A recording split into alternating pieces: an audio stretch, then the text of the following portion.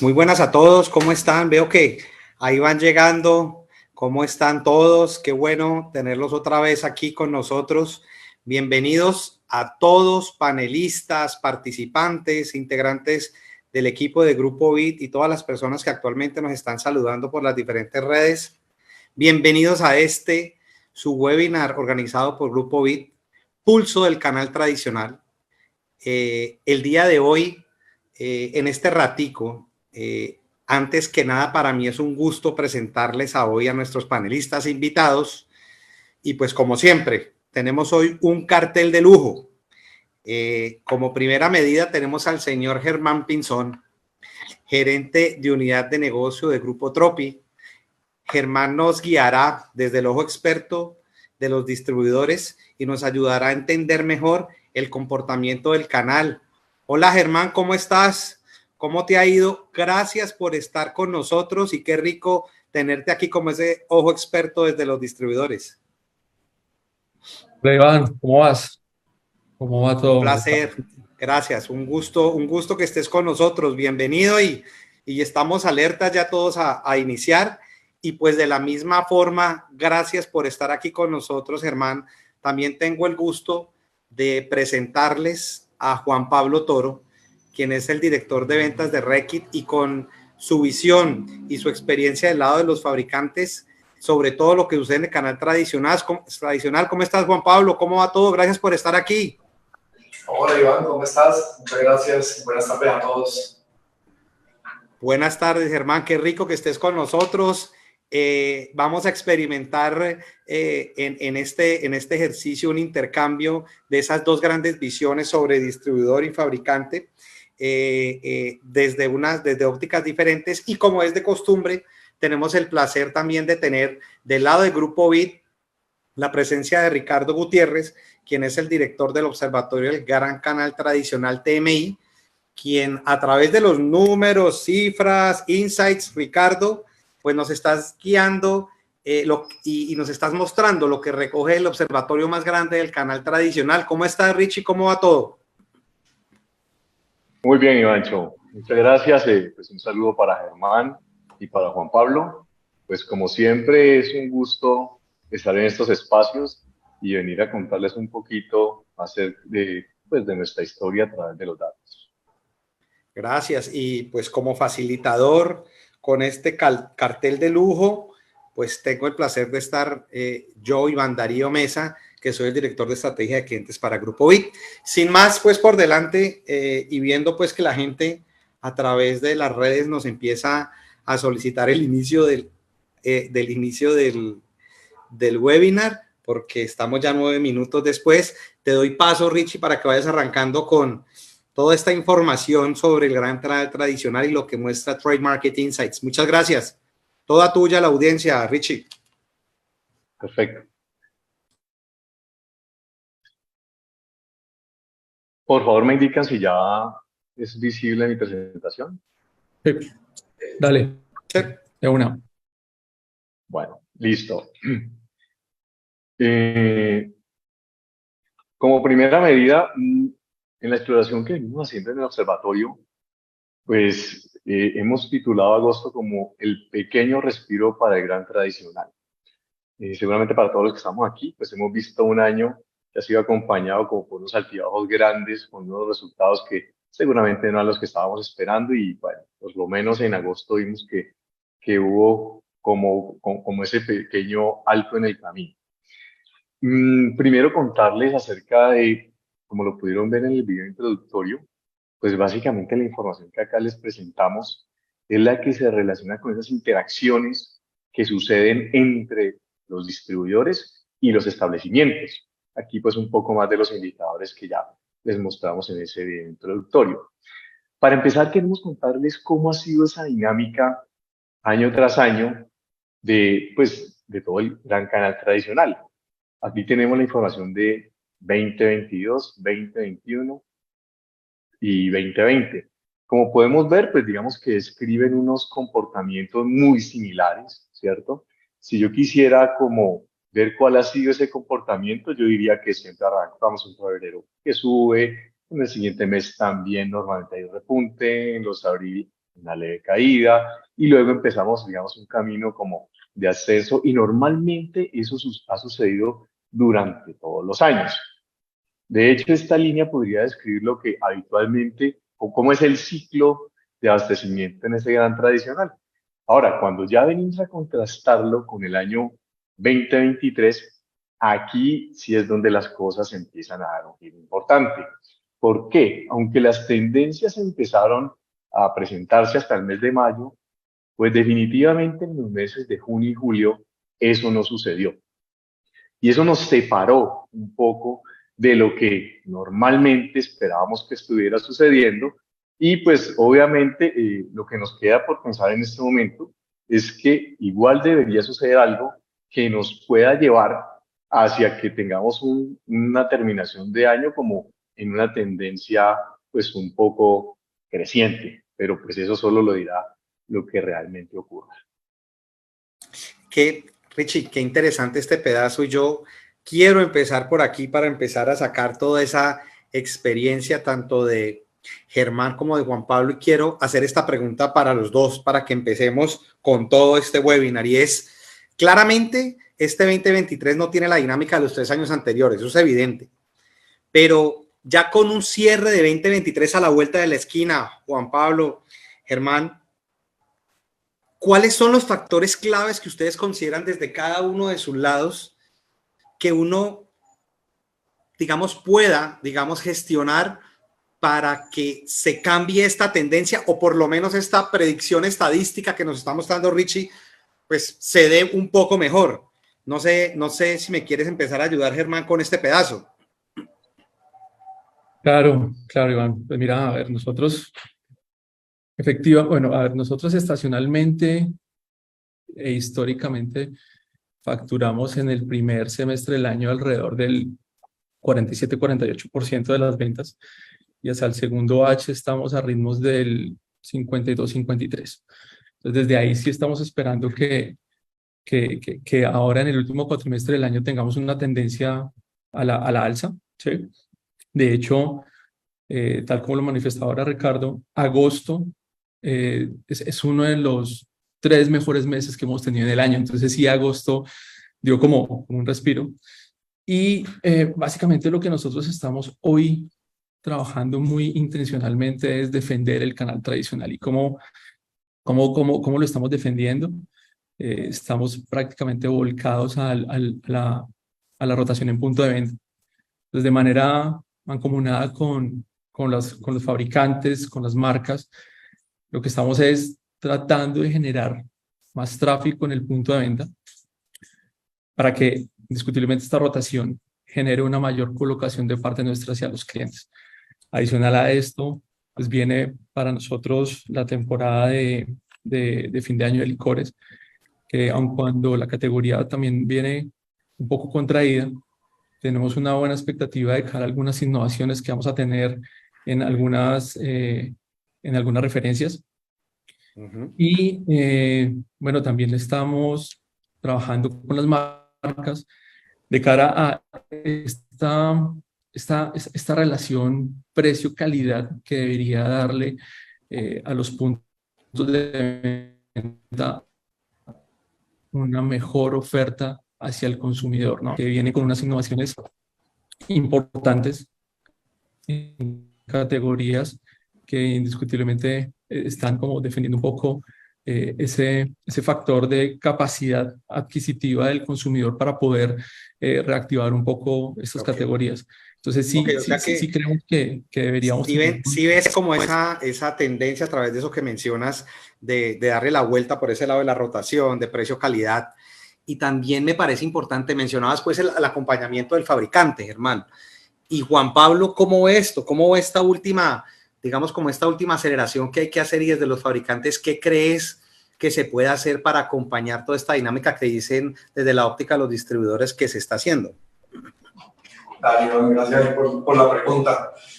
Lo primero, creo que Germán está de cumpleaños.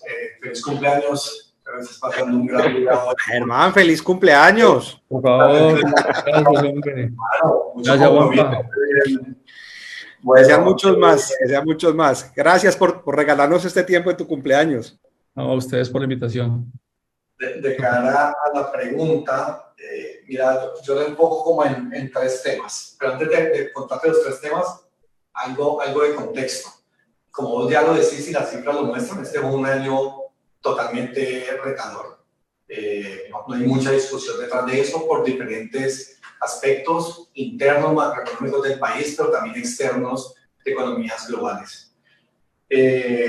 El segundo semestre tiende generalmente a ser mejor que el primero. Ayer ya había una buena oportunidad que intentamos cómo capitalizarla desde todas las aristas, llámese distribuidores, fabricantes, etc.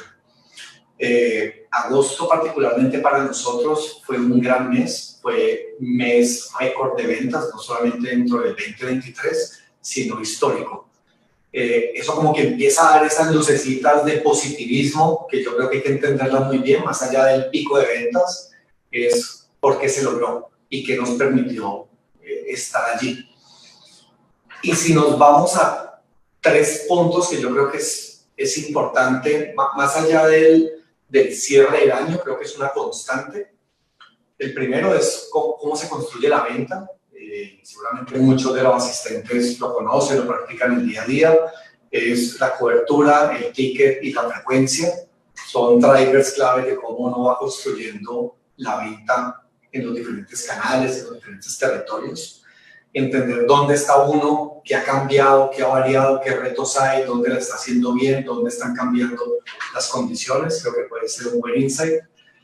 El segundo es entender las necesidades del consumidor de hoy versus la realidad. Yo creo que el impacto al bolsillo es gigante, más allá de que al consumidor le hayan subido el 16% a los que ganan el mínimo, o las compañías que subieron el IPC, que estuvo como por el 13.12 más o menos. Algunas personas seguramente le subieron muy por debajo de eso. La realidad es que la inflación no ha cedido tanto como se esperaba, entonces el impacto al bolsillo sigue existiendo. Luego hay una expectativa y necesidad del consumidor con una realidad que todavía está marcando y golpeando mucho ese bolsillo. Entonces yo creo que empezar a revisar tamaños de los productos, puntos mágicos de precio, de desembolso, empiezan a marcar una pauta diferente hacia el consumidor. No hay compañías que hoy por hoy mantienen el precio y bajan el gramaje o los tamaños de diferentes artículos. Otros están subiendo precios. Hay diferentes, digamos, esquemas, no buenos o malos, simplemente diferentes. Y por último es ya uno entendiendo todo este año lo que hemos recorrido, pues creo que es clave también hacer los análisis respectivos para saber cómo nos paramos hacia adelante. Porque esto es algo que no va a cambiar porque la inflación baje en los últimos 4 meses. Esperamos que este año va a terminar por el orden del 10-11%, y ya están hablando de incrementos de salarios que si van a estar por el orden del 10% más, los fabricantes van a recibir un impacto también allí, lo van a trasladar también a precios. O sea, se va a volver una constante, un círculo en este ritmo. Poder separar y definir cómo jugar hacia adelante va a ser clave. Ok, gracias Juan Pablo. Entonces clarísimo, son tres claves, como volver como a lo básico y no olvidar siempre los retos, las costumbres de los compradores, y adicionalmente a eso revisar frecuentemente, digamos, como esas necesidades de comprador y con el poder adquisitivo. Richie, dale, continúa pues con este pedazo que sí que me parece súper interesante, que tengo una pregunta muy chévere por claro, con lo que nos están diciendo Germán y Juan Pablo, pues voy a contarles un poco de lo que ha sido el comportamiento de este año 2023 y un poco lo que denominamos las palancas del crecimiento. Pues lo primero es entender un poco que, digamos, la tendencia que estamos mostrando desde enero de 2022 hasta agosto de 2023 nos muestra como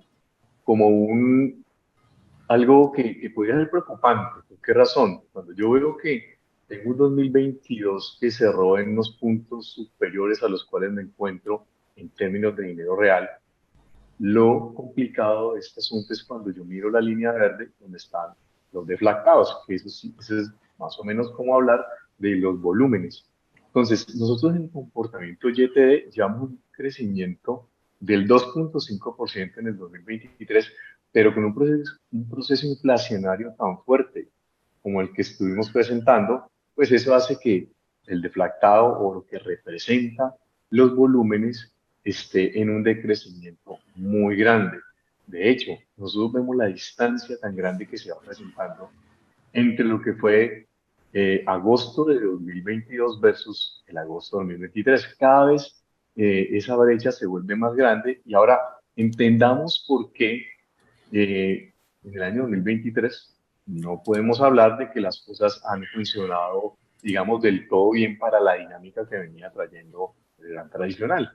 Dentro de estas palancas de crecimiento, pues nosotros básicamente de lo primero que estudiamos es los establecimientos impactados. Es esa llegada, a cuántos establecimientos está llegando cada distribuidor, donde en la dinámica del año 2022 veíamos cómo cuando llegamos a agosto, digamos, había un incremento importante en los impactos que se venían haciendo, mientras para el año 2023 vemos que esto ha sido más tímido.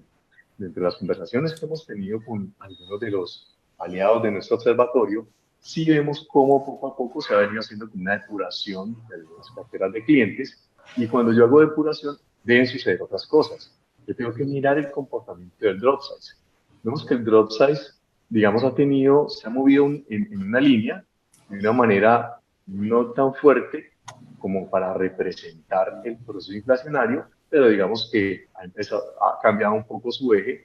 Lo que es preocupante es que regularmente siempre la tendencia es creciente, por lo menos durante el año 2022, cosa que no hemos visto del todo en el 2023. Esto ya les va dando algunas claves digamos, de esos grandes desafíos que seguramente tienen.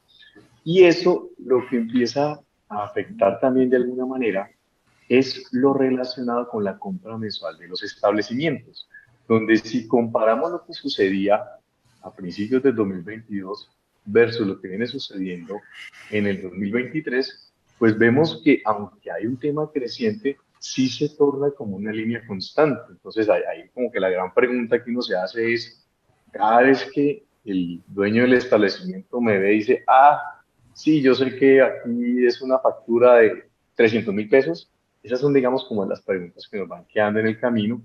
Y desde luego todo lo que tiene que ver con la frecuencia de visita, pues vemos que es algo que fluctúa mucho en el tiempo. Normalmente se mueve dentro de una línea, sabiendo que siempre final y principio de año representan, digamos, unas caídas importantes. Esto más representaban el tema de periodos de vacaciones y cosas por el estilo. Entonces, cuando nosotros hacemos como toda la ecuación que representa los impactos, el drop size y la compra por establecimiento, pues empezamos a entender por qué razón el índice de compra en general pues no ha tenido un crecimiento más allá de lo que debería, ¿no? Pero Richie, aquí yo quisiera hacer una pregunta a Germán. Los distribuidores, Germán, ¿cómo ustedes están atacando esta, entre comillas, menos impactos, ¿sí? Sosteniendo más facturas con clientes para poder tener más tamaño de compra? ¿Qué están haciendo diferente? ¿Y esto ha traído algún impacto económico en la ruta o cambios en la ruta de mercado? Pues mira, Iván, sí nos ha dejado unos retos indiscutiblemente porque hemos perdido algunos impactos, como bien lo muestra la gráfica. Pero, a ver, básicamente nosotros, ¿qué estamos haciendo? Estamos siendo mucho más estratégicos con las fuerzas de ventas, incrementando nuestras frecuencias de visita a los puntos de venta. Hemos entendido un poco que detrás de todo lo que ha venido pasando en la economía, los puntos de venta están haciendo como una migración a tener menos stock en bodega, ¿sí? Pero protegen totalmente la góndola. Y eso a nosotros como distribuidores, ¿qué reto nos deja? Indiscutiblemente tenemos que tener primero la capacidad de surtir con mayor frecuencia el punto. Y eso lo hacemos de múltiples formas. Una, indiscutiblemente, es incrementando las frecuencias de nuestros equipos de venta para mejorar nuestra efectividad. Y dos, también lo que hacemos es, desde los portafolios, ver cómo logramos capitalizar parte de este drop, incluyendo en sus portafolios las innovaciones de las marcas, bueno, todo lo que podamos hacer a nivel de profundidad de portafolio. ¿Sí? Sí. Y eso indiscutiblemente también nos lleva a replantear un poco nuestra llegada al mercado. Y por ejemplo, ahí hemos tenido un par de alianzas importantes Te puedo contar un poco. Nosotros, por ejemplo, hay algunas regiones del país donde no desarrollamos de manera directa canal tienda-tienda, y hay, por ejemplo, alianzas que tenemos, por ejemplo, con 30, nos ha permitido tener una llegada también a este canal tienda-tienda, siendo eficientes desde nuestras capacidades logísticas y desde todo el desarrollo comercial y estratégico que podemos lograr con 30. Entonces, desde ahí es que creo que hemos venido como cambiando la estrategia y gestionando de una manera diferente los canales. O sea que la adaptación fue, entre comillas, pues inmediata, porque pues la migración del hábito del establecimiento hacia menor stock en punto de venta, mayor frecuencia para mayor efectividad, pues terminó en cosas creativas como alianzas. Yo creo que eso es una conclusión bien interesante y adicionalmente es una respuesta al mercado. Tal cual, así es. Ok, muchas gracias. Dale, Richie, dale que estuvo bien interesante. Bueno, ahora, digamos, vamos a pasar a un capítulo que es muy apasionante, y es mirar cómo el índice de precios se ha ido ajustando. Nosotros tenemos algo que llamamos el IPA, o índice de precio de abastecimiento, que básicamente muestra la variación que van teniendo los precios de los productos en el mes a mes. Ese aquí lo contrastamos con el IPC. Como pueden ver, normalmente veníamos teniendo un comportamiento de un IPA muy superior al IPC, y sí podemos ver cómo básicamente lo que ha ocurrido del año 2023, había una desaceleración en digamos, en el incremento de precios. No es que no haya, sino que se ha desacelerado de manera importante. Pero aquí hemos visto un factor muy interesante. Digamos, esto lo venimos mirando desde el año 2021, y es la primera vez que decididamente el IPC está por encima de los precios de abastecimiento del canal. Aquí, digamos, empieza a formar una distancia que precisamente es la que ha venido ocasionando que la brecha digamos, del año móvil o acumulado, que es el que se utiliza para hacer todo el tema de fluctuaciones y otro tipo de análisis, pues vemos que se va cortando. Lo que nos imaginamos es que de seguir una tendencia de este estilo, vamos a llegar a un final de año donde seguramente estos índices en el año móvil van a estar muy, muy parejos. Sí, pero Richie, interesantísimo. Sí, la desaceleración, ver lo que está pasando con el IPC, pero aquí me surge una duda y yo creo que Juan Pablo nos puede ayudar con esto. O sea, ya vimos, Juan Pablo, lo que dice Ricardo, que el índice de precios de abastecimiento viene, digamos, en una clara desaceleración, y adicionalmente a eso, pues por primera vez está llegando a los índices, digamos, menores que el IPC. Pero desde los fabricantes, ¿vos has notado algún tipo de esfuerzo para beneficiar el canal y que no se sienta este impacto? No sé si de pronto lo de la gasolina o lo que ha estado pasando no impacte, digamos, el abastecimiento, los precios de abastecimiento del canal. ¿Se está haciendo algo? Porque me imagino, no sé, desde proteger el canal con downsizing, con fracciones más bajas, no sé. ¿Algo especial se está haciendo para que esto se comporte así? Yo sí creo, o sea, yo sí creo que la industria ha hecho unos esfuerzos grandes de tratar de no trasladar el 100% de los impactos en los costos que ha sufrido no solamente durante este año, sino desde el año pasado. Desde el año pasado 22 y tal vez finales del 21. Desde que salimos de la pandemia, hubo un impacto gigante que empezó a aumentarse a nivel logístico. Después vino la guerra Ucrania-Rusia y hubo impactos a nivel de abastecimiento. Y después, esto eran temas globales, y ahorita nacionalmente, pues tuvimos el tema de una inflación muchísimo tiempo, con una expectativa de reducción nuevamente durante este año que no se está viendo reflejada, y con otros impactos que se van como conjugando en una ecuación bien extraña y bien retadora. Pero eso para decir que yo creo que la industria es muy consciente de eso. Uno, no trasladar y hacer esfuerzos para llevar al consumidor a que absorba el 100% del impacto. Ok, eso es muy interesante, y adicionalmente a eso es muy coherente con lo que nos contaba, digamos, en determinado momento Germán, digamos, sobre esa conjugación que hay ahí de distribuidor-fabricante para poder proteger, y aquí en la cifra se ve.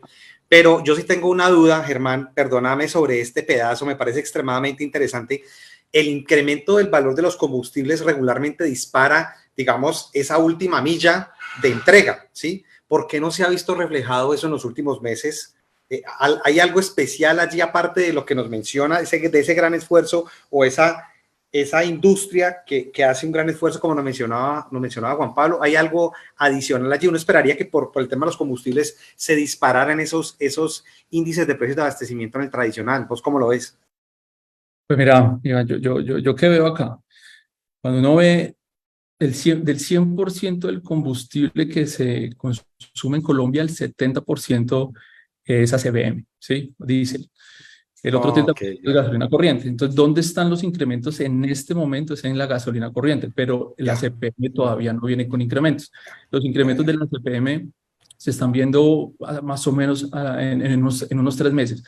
Yo que creo que cuando incremente el ACPM, ahí probablemente sí va a haber un impacto en el bolsillo, porque probablemente ahí sí se tenga que trasladar algo, entendiendo pues que las marcas y los fabricantes, como bien lo dice Juanpa, han hecho un esfuerzo grande porque no se traslade todo, pero en el momento del incremento de la CPM yo creo que va a ser más complejo, y creo que también se ha mitigado un poco porque los incrementos son en la corriente, no ha sido todavía en el ACPM.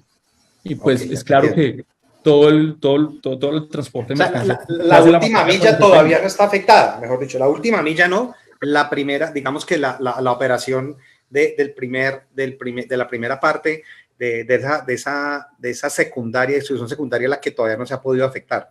Entonces, pero sí ves un problema en el mediano plazo y allí, digamos que claro, eso es fundamental. Y yo, María Camila, gracias por la pregunta, prometo ya que voy a hacer una pregunta del público. Ya María Camila es una pregunta bien interesante, ya tenemos más de 160 personas por las diferentes redes. Gracias a todas. Vamos a tratar de contestar todas las preguntas, pero aquí tengo una que no puedo dejar pasar para Juan Pablo otra vez, perdóname. Índice de precios del productor mide la variación del precio de las materias primas para los fabricantes. Estadísticamente hemos visto que esos índices de precio bajaron hasta el mes, han venido bajando históricamente, ¿sí? Y que ahorita a partir de julio, agosto se están empezando a disparar. Es decir, ahora para el productor va a ser más costoso. ¿Vos crees que esos índices de precio del productor ahora sí van a afectar definitivamente ese abastecimiento en el punto de venta?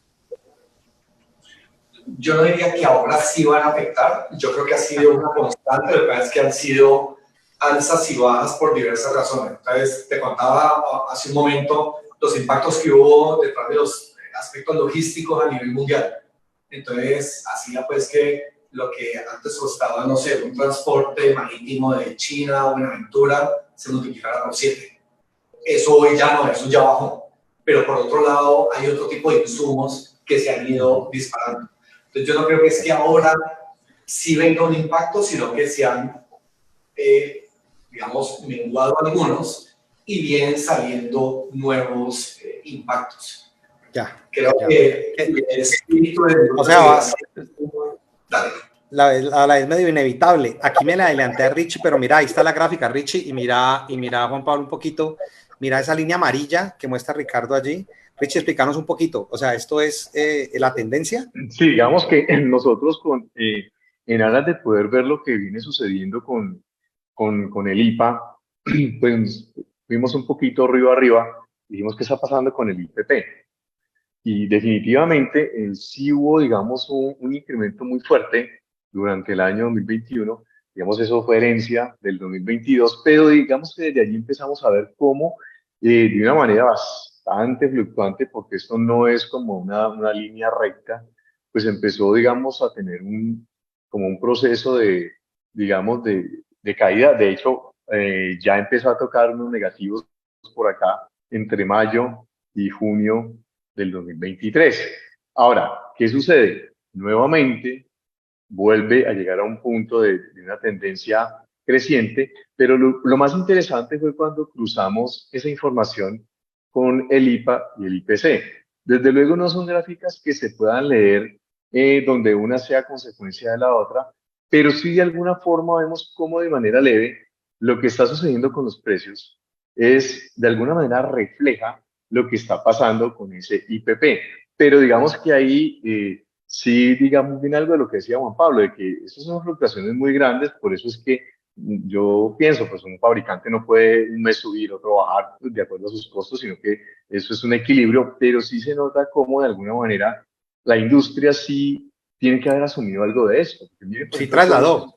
sucede.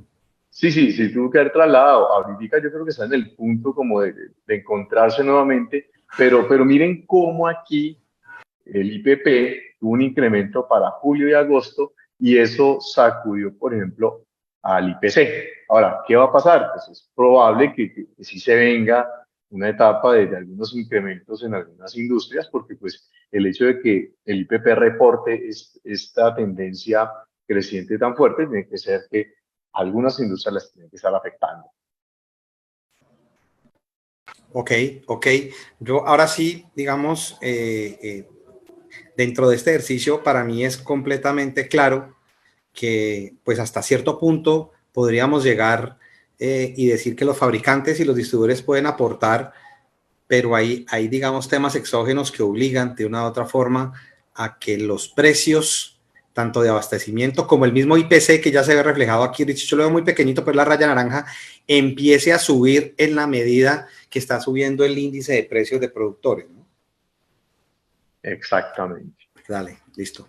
Perfectamente claro. Bueno, Dale, Richie. ahora otro punto que queremos resaltar es que, digamos, la reacción que hemos venido viendo desde la industria, pues en algo ha tenido que ver un tema, digamos, promocional. Vemos cómo Okay. arranca un año 2023, digamos, un poco como tímido con el tema de promociones, pero en general lo que vemos dentro de nuestro observatorio es que hay una tendencia creciente a todo el tema promocional. El hecho de que, por ejemplo, veamos, digamos, una leve caída para julio y agosto, no significa que no estemos, digamos, como en medio de la candela, porque pues en todos los puntos siempre están superior a como arrancó el año. Entonces, digamos, esto es algo que no sucedió con tanta fuerza durante el 2022, pero sí estamos viendo cómo también esto puede ser parte del reflejo de cómo la industria de alguna manera le traslada, digamos, esos beneficios que han tenido dentro del IPP. Ok, ahora sí aprovecho esta excusa aquí de los precios, digamos, de los descuentos o de lo que por subcanal se toma como promociones. Recuerden que como promociones siempre, digamos, hay dos grandes formas de hacer promociones. Una es las que vienen de fábrica y hay otras que son las promociones que son los prepacks que se arman, digamos, en el distribuidor. El mismo fabricante los puede armar para dirigirlos. Pero hay una realidad, y esta pregunta va dirigida también para Germán y para Juan Pablo, y es esta duda que nos están planteando aquí. Dice que los discounters como de Uno, Ara, Ísimo, etcétera, se hacen fuertes en territorios que son muy clásicos del canal tradicional, ¿sí? En el concepto de cada uno de ustedes dos, ¿cuál podría ser la tipología de subcanal o subcanal que está más afectado por el fenómeno de los discounters? ¿Cuál creen ustedes que ha sido ese subcanal que más se ve golpeado, digamos, por este fenómeno de los discounters que está invadiendo, entre comillas, el territorio del canal tradicional? Cualquiera de los dos, Juan Pablo o Germán, háganle. Ok, bueno, no. A ver, yo indiscutiblemente lo que hemos analizado es que cuando llega el discounter se establece donde hay bastante tráfico hacia algunos puntos de venta y sobre todo donde vemos la afectación actual es en tienda a tienda, lo vemos también en mini mercados y en supermercados. Creo que de una u otra manera los otros canales tienen formas de defenderse, pero lo que sí estamos viendo es que la mayor afectación está aquí, en los formatos de menores desembolsos. Por ahí vemos que el discounter tiene la estrategia. Iván, muy de acuerdo con lo que mencionaba Germán. Yo veo en primera instancia a los independientes y mini mercados. ¿Y por qué? Pues porque son canales que tienden a la conveniencia, las misiones de compra son más de conveniencia. Digamos que el número de SKUs pueden ser canales que pueden estar mucho más parity que hoy en día con los discounters. No cuando nacieron, pero sí hoy en día como el discounter ha desarrollado un mayor portafolio. creo que la tienda se ha ido mermando el nivel de afectación que tuvo en algún inicio, ¿sí? No digo que hoy no se afecta, pero se afecta menos de lo que se afectaba antes. Hoy creo que el mini mercado independiente se afecta más. De acuerdo, de acuerdo. Ok, perfecto. Bueno, y ahora voy a contarles lo que los datos cuentan de eso. Pues resulta precisamente que Iván es malicioso. Y bueno, vamos a ver qué es lo que opinan nuestros panelistas y contrastemos con el observatorio. Pues partimos de que el gran tradicional había tenido un crecimiento del 2,5% en el YTD, en valores reales, pero digamos un crecimiento negativo en volúmenes. Pues nosotros lo que estamos viendo precisamente en los canales es que el detallista tradicional, pues digamos es el que en 2023 ha presentado un mejor comportamiento, pero ahorita hay un asterisco importante para mencionar. Los de mayor afectación han sido los minimercados. Si bien su crecimiento es muy similar con los mayoristas, en donde está más golpeado es en lo que tiene que ver con su deflactado, con los volúmenes. Ahora, ¿por qué les digo yo que tengo un asterisco importante con el detallista tradicional? Pues básicamente porque el detallista tradicional venía de un 2022 en el que había sido muy golpeado. Siempre en sus indicadores había estado por debajo de los demás y de alguna manera el minimercado era el que el año pasado había mostrado un comportamiento, digamos, superior al de los otros subcanales. Entonces, digamos que este de alguna manera es reflejo de lo que nos acaban de contar Juan Pablo y Germán, y es como tuvimos un 2022 donde digamos, los mini mercados estuvieron digamos, en un muy buen punto, pero un 2023 en el que sí se han visto bastante afectados. Pero entonces muy acertado, muy acertada la lectura, tanto de Manuel como de Juan Pablo, porque en realidad sí, entre comillas, el tienda como tal, estuvo muy afectado anteriormente porque viene de una crisis previa, ¿no? Y ahora el que está, digamos, afectado o de una u otra manera tiene ese impacto, pues sí definitivamente vienen a ser los mini mercados y de una u otra forma todo lo que sea autoservicios o supermercados independientes que estén, digamos, ligados a ese terreno del canal tradicional. Y aquí aprovecho para... Juan Pablo, dale. Gracias, Iván. Quería devolverme un poco a la gráfica anterior que hablábamos de los discounters, que mostraba la tendencia promocional, si entendí bien el gráfico. Dale. Y, no dicho, totalmente de acuerdo, y además con el cambio de los últimos 2-3 meses. Si ustedes ven, el año arranca con una presión promocional grande. ¿Por qué? Porque los volúmenes comienzan a ceder desde el último Q del año pasado. Y seguramente la industria, detrás de ir a capturar y no perder ese valor, pues comienza a incentivar mucho más. Pero lo que uno ve como resultado de eso es lo mismo que pasó en el 2016 y 2017, cuando tuvimos para esa época una inflación grande que era como el orden del 7% más o menos. Sí, suben los 7.5%, el volumen cae y el nivel promocional empieza a ampliarse.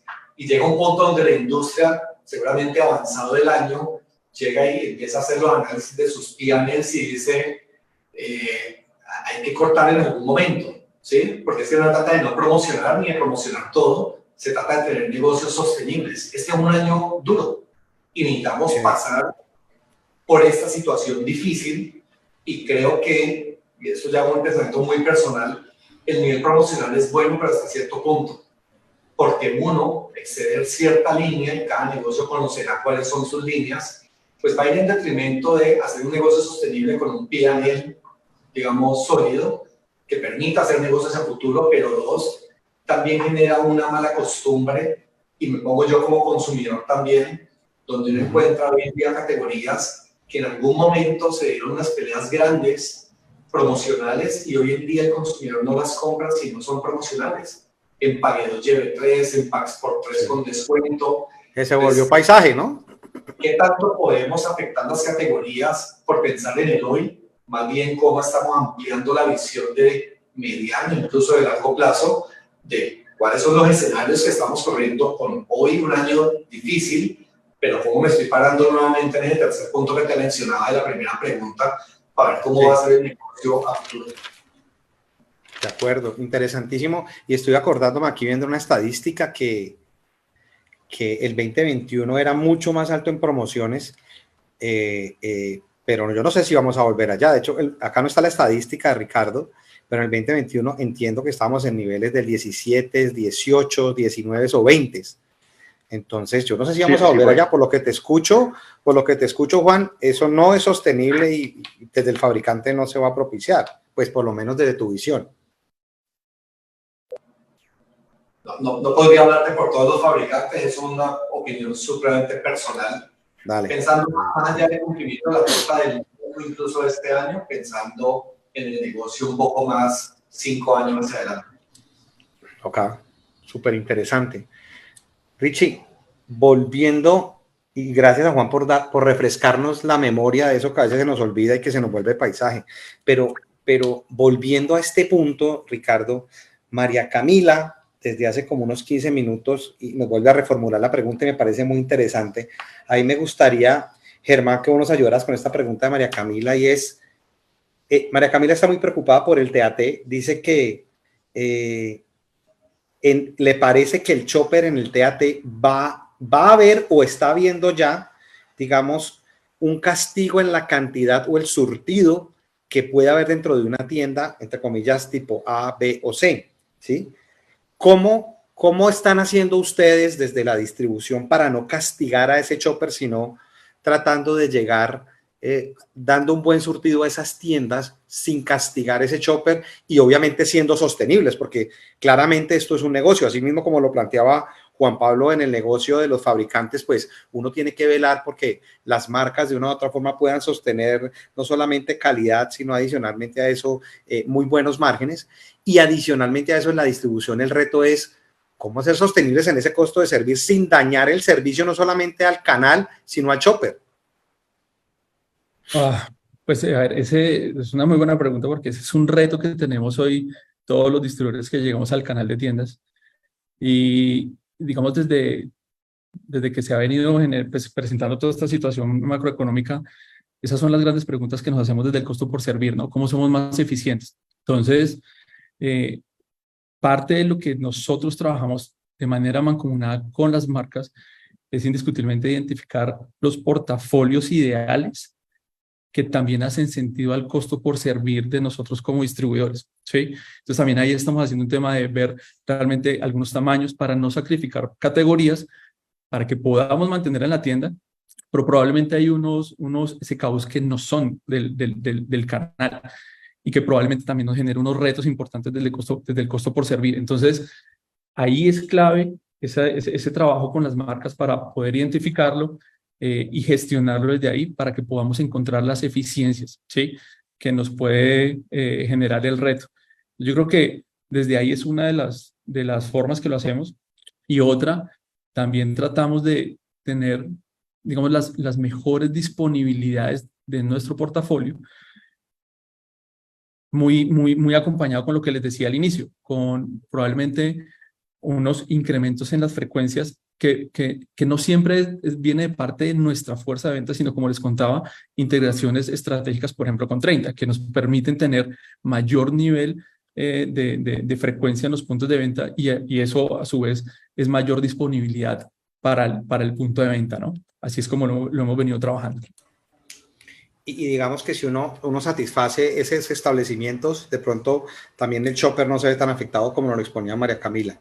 Gracias a las otras, tengo otras 6, 7 preguntas, sin embargo, continuamos, Richie. Voy a escoger un par de las que no sean tan repetitivas para ponerlas. Gracias a todos por las preguntas. Ya vamos a terminar, nos quedan 9 minuticos, siendo muy juiciosos. Hagámosle, Richie. Bueno, aquí quiero mostrarles un poco algunos estudios que hemos venido haciendo para algunas categorías y pues es poder contar un poco cómo de alguna manera, cuando yo veo el índice de precios de abastecimiento versus lo que ya habíamos visto en otras diapositivas como el IPA nacional, vemos cómo, por ejemplo, en este caso, cuando estamos viendo la familia de confitería, pues realmente el comportamiento general pues tiene la tendencia del nacional, pero miren cómo realmente cada industria se mueve de maneras distintas. En este caso, vemos cómo, digamos, hacen unas apuestas muy fuertes a quedarse quietos por un tiempo, pero luego se disparan. Bueno, todo lo que, digamos, la dinámica que normalmente tiene este mercado. Y siempre sabemos que hacia el final del año ya se ha vuelto, digamos, un poco la costumbre comercial, es que algunos precios van a empezar a subir. Entonces, ahí seguramente, no solamente en esta, sino en otras también vamos a ver este tipo de comportamiento.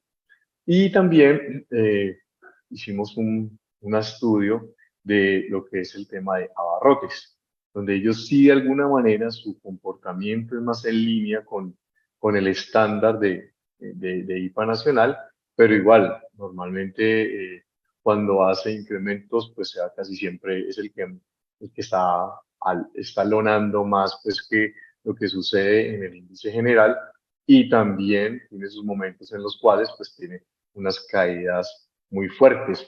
Y bueno, pues digamos que a nivel de información, esto es lo que queríamos contarles, quisiéramos cada vez traerles más cosas, pero pues Richie, yo tengo, los acá me tiempos están no haciendo nos 3 ayudan. preguntas. Mostraste dulcería, mostraste algo ahí de abarrotes. Me hacen me hacen unas preguntas bien interesantes que se componen como en 3 puntos. Por aquí me las manda. Voy a tratar de hacerlas rápidamente y le voy a pedir el favor a la visión fabricante y a la visión de distribución como tal, digamos, como ser muy prácticos en las respuestas para poder aprovechar estos minuticos bien. Y me hablan sobre algo que se llama el impuesto a los ultraprocesados, ¿sí? Y me mencionan 3 puntos. 1, a partir de noviembre se supone que va a haber un impuesto para los ultraprocesados. La pregunta que me hacen 3 preguntas, las que más se repiten son 3. Va a haber un sobreabastecimiento en octubre, creo que los incrementos van por encima del 10. Los fabricantes asumirán algo de este impuesto a su favor. ¿Qué piensa desde su óptica? Y aquí digo como personal de su experiencia, Juan Pablo y Germán. Y esto será un incentivo o desestimula importaciones. Aquí les quiero dejar abiertos estos 3 puntos como para cerrar y hacer un cierre viendo un poquitico las categorías y lo que se puede venir pensando en más cosas para el establecimiento y el chopper. ¿Ustedes qué opinan sobre esto, Juan Pablo? ¿Cuál es tu visión en tu experiencia sobre estos temas de impuestos que se van poniendo a los ultraprocesados? Mira, más allá de hablar de la categoría específica que hoy se llama ultraprocesados, hace 2 años, 3, 5 años se llamaba los que tenían mayor contenido de azúcar, etcétera, son costos adicionales que están llegando a un producto. Nuevamente, yo lo que he visto en la industria hay costos que impactan, se traslada una parte, hay esfuerzos importantes detrás de no trasladar el 100% de los impactos, pero hay una parte del impacto que se traslada, y viéndolo ya como consumidor, eso, pues lo que uno ve, vamos a hablarlo desde la métrica del incremento de precios, desestimula el consumo. Y lo que hemos visto a lo largo de este año, el año pasado hubo unos incrementos importantes, pero yo creo que este es donde se están sintiendo más. Eso ha impactado de manera importante el consumo, del gasto de los hogares. Hay bastantes mediciones que hablan de eso, uno puede documentarse allí y ve cómo eso está impactando. Entonces, más allá que por el caso puntual, que creo que está buena la pregunta, porque es lo que se tiene ahora, es nuevos costos, una industria tratando de hacer un shifting entre paso una parte, no paso todo, pero no me puedo tragar el saco entero, por decirlo de alguna manera, y un consumidor que a mayores precios pues va a empezar a reevaluar categorías, alternativas de consumo, etc. Qué interesante, qué visión tan... Sí, desde esas 2 ópticas es muy evidente el tema y interesante. Germán, ¿y ustedes qué opinan desde ese manejo de multicategorías? Y claramente ustedes sí están permeados directamente por este nuevo desestímulo hacia los alimentos que tengan digamos, este tipo de contenidos. ¿Cómo la ves tú? Pues mira, Iván, nosotros qué estamos viendo, yo creo que no vamos a ver como un incremento en los abastecimientos, o sea, como una especie como de contraalza, no lo estamos viendo, o no muy fuerte, dado que como ya viene un mercado que ha venido sufriendo tantos incrementos, ya hay unos clientes que al final no están como robusteciendo sus inventarios por cuenta de estos incrementos, ¿sí? Al principio, cuando esto se empezó a dar, sí, había muchos abastecimientos adicionales, pero hoy no. De hecho, ya hemos tenido un par de incrementos de algunos fabricantes y la respuesta de los clientes es, mira, otro incremento, yo lo traslado, ¿sí? Entonces no estamos viendo como un incremento en los abastecimientos ahora para el mes de octubre o no representativo. Y estoy de acuerdo con Juan, yo creo que esto indiscutiblemente, todos estos costos adicionales desestimulan el consumo. Y desde ahí, creo que sí es una pregunta clave para los importadores. En mi opinión personal, creo que eso también desestimula un poco, ¿sí? Eh, y bueno, yo creo que ese es un reto bastante importante para las marcas que van a tener este impacto, ¿no? Al final nosotros estamos en la cadena y Sí, pues nos vamos a tener que encontrar en esa alineación de expectativas en algún marca-distribuidor, momento. ¿no? Y tratar de capitalizar las oportunidades en el mercado tal cual como se den. Yo Pero creo mira que que me parece muy interesante, y bueno, pues, evidentemente los expertos, los que conocen y han caminado ese camino y lo siguen caminando de la distribución, sí, el establecimiento ya no se sobreabastece por sobreabastecerse como antes, que uno podía hacer una prealza y voy a cambiar el precio, ya cuida mucho más, digamos, ese sobrestock, y creo que eso es un tema bien interesante que tenemos que tener en cuenta, y para Juan Carlos, que nos hizo la pregunta junto con 2 o 3 personas que hablaron de ultraprocesados y qué podría pasar, pues ahí está como la visión de los dos expertos. A mí me gustaría, para finalizar, agradecerle profundamente a Germán Pinzón, de parte del Grupo Tropi, y a Juan Pablo de Reckitt por acompañarnos. Súper interesantes todas las conclusiones. Lástima que este espacio no sea más abierto, de más tiempo. La gente nos sigue preguntando que por qué no nos extendemos. Vamos a respetar el tiempo de las personas que están allí conectadas. Yo quisiera hacer como en el agradecimiento un breve resumen de lo que hablamos de las cosas más importantes, y decíamos que del punto primero que vimos sobre la estadística de los 3 años, pues los distribuidores sí esperan que el cierre de año sea mucho mejor, y que adicionalmente a eso el canal encuentre el camino de la rotación y en la combinación precio-calidad para poder encontrar en los establecimientos, digamos, ese impulso. Y desde los fabricantes, pues sí fue un año lleno de retos, como nos mencionaba Juan Pablo en este momento. Es un punto positivo, digamos, para los fabricantes, pero esos 3 puntos claves que nos mencionaba Juan, creo que nos los vamos a llevar, esos de volver a los básicos de las tácticas, de las frecuencias, los retos, todos esos temas, los análisis, los cambios de hábitos, estar muy pendientes, creo que nos los llevamos. Y creo que hay un punto importante desde lo que están haciendo los distribuidores en el segundo punto que hablábamos, y es, sí se están reinventando, sí están haciendo cosas diferentes.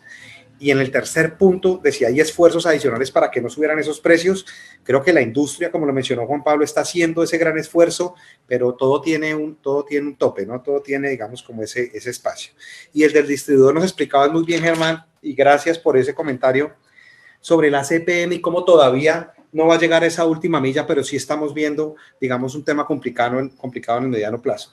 Juan Pablo nos contaba un poquito de las promociones que no son sostenibles en el tiempo y que no son tan buenas, y que va a llegar un punto en el que nos vamos a tener que saturar, pero hoy están acompañando a los establecimientos del tradicional, y coinciden ustedes dos en ese punto cuando hablábamos del ataque de esos hard discount o discounters, sobre el tema de cuál es el más afectado. Es que el TAT fue en algún momento, ya se estabilizó porque fue más larga la crisis de ellos y anterior, pero ahora los minimercados y los superetes, y las cifras de Ricardo lo validaron.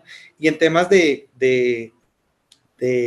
la pregunta que hacía María Camila sobre cómo hacer para no castigar tanto al shopper y no castigar tanto a los establecimientos, esa unión que mencionabas, Germán, de encontrar esas categorías y esos tamaños y ese pricing ideal para esa tienda y llegar con mayor frecuencia, creo que va a ayudar a que eso no se sienta tanto. Y al final lo que hablamos de los ultraprocesados, nos queda súper claro que esos costos van a impactar, que eso desestimula el consumo, que no todo aguanta ni es tanto tiempo como lo mencionaba Juan Pablo, eso en determinado momento va a afectar. Hoy se llama ultraprocesados, mañana se llamará otra cosa, ya lo hemos vivido y nos contabas que la gente no está dispuesta hoy, Germán, a sobreabastecerse simplemente al son de los cocos. Digamos que ya es mucho más inteligente la compra.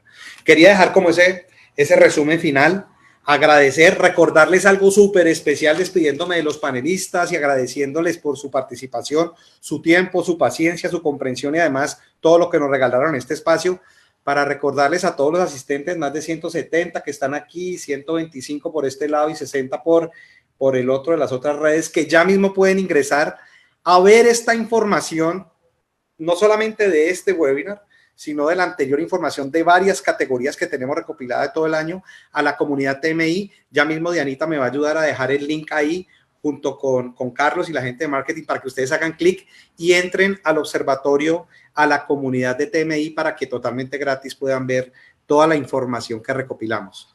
Ricardo, no me queda más que agradecer, no sé si quieres despedir. Yo agradecerles a todos y nada, gracias por la experiencia, Germán, súper interesante. Juan Pablo, como siempre, un placer, hermano, compartir con vos. A ustedes, de verdad, muchas gracias por la invitación. Si en algo uno puede ayudar, esto es con la mejor intención, obviamente, detrás de las preguntas que se hicieron, que seguramente no todas se pueden resolver en este espacio, si hay manera de las compartan, uno pueda devolverse la con algún pensamiento. Más allá de ayudar a despejar dudas o algo, reitero, no es que uno tenga todo el conocimiento, pero de pronto hay cositas que uno puede compartir. Claro. Creo que nuestro espacio es cómo compartimos conocimiento y nos apoyamos en data, en experiencia y nos fortalecemos hacia adelante. Muchas gracias, Juan. Muy amable, Juan, Ricardo y al equipo de Grupo B también, indiscutiblemente gracias por la invitación. Siempre estos foros van a ser muy enriquecedores. Y bueno, creo que todos estamos en pro de lo mismo, ¿no? De cómo defendemos el gran tradicional y esto hay que hacerlo de manera mancomunada. O sea, esto tenemos que estar alineándonos marcas, distribuidores y yo creo que por ahí vamos a encontrar, como siempre lo hemos hecho, la forma. Entonces, gracias a ustedes por el espacio, Juanpa, súper, el espacio también. Y bueno, ahí estamos muy pendientes. Dale, muchas gracias. Bueno, muchas gracias pues, a todos. Gracias. No, pues también para despedirme de Juan Pablo y de Germán, muchas gracias por la participación y saben pues que siempre el Grupo es su casa. Y pues nada, Ivancho, que acabes de tener un buen día. Gracias, todos también. Muchas gracias a todos los asistentes. Quedamos con todas las preguntas. Un abrazo. Cuídense. Hasta luego.